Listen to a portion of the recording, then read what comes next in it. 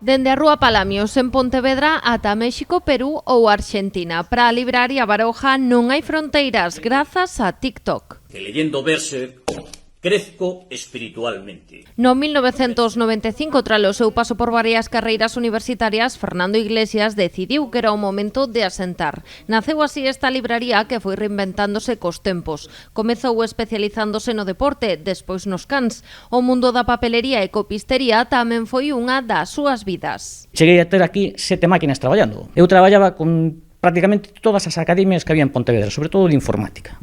Pero pecharon todas. E volqueime outra vez na librería. Ata que no 2013 decidiu dedicar a maioría dos seus andeis ao cómic. E agora mesmo dedícome a ler manga, cómic xaponés, non? Porque é o que realmente está de moda, é o que realmente me piden, e por ter un pouco de coñecemento do produto, non? O sea, falar un pouco ca chavalada, non? Fernando Iglesias e Libraría Baroja non son novos nas redes sociais, xa estaban en Facebook, pero en TikTok onde a súa popularidade está disparada. Acumula milleiros de reaccións aos seus vídeos. Metíme no TikTok por probar e tal, pero enseguida vin que alcanzaba unhas visualizacións que eran impensables en Facebook e nin en Instagram, non? Entón, pois, todos os días subo un par de vídeos así a TikTok, non? Algo que nota tamén na súa tenda física. Véñeme prácticamente todos os días xente que me di que me coñeceu polo TikTok, non?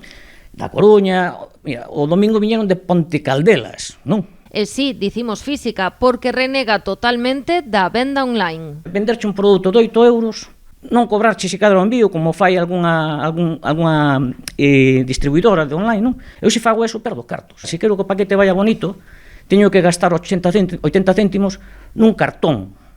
Hai que etiquetalo, perder tempo, facerlle un seguimento de envío, despois atender as reclamacións. Non teño un almacén para vender online, entón penso que o que teño que facer é potenciar a miña tienda física, aínda que este nunha calle secundaria. Fernando asegura que no seu caso a receita do éxito non é complicada. Os seus vídeos son directos e sinxelos e conseguen conectar co seu público obxectivo, a mocidade. Él dice esto es así, así, así, y lo dice con tanta confianza que te lo crees ya directamente y dices, joder, pues voy a ver si es igual, ¿no? Son xente amable, a chavalada esta do TikTok, bueno, é que dinche, te amo, quero que seas mi padre, cousas así, o sea, flipas con eles, Realmente é moi gratificante.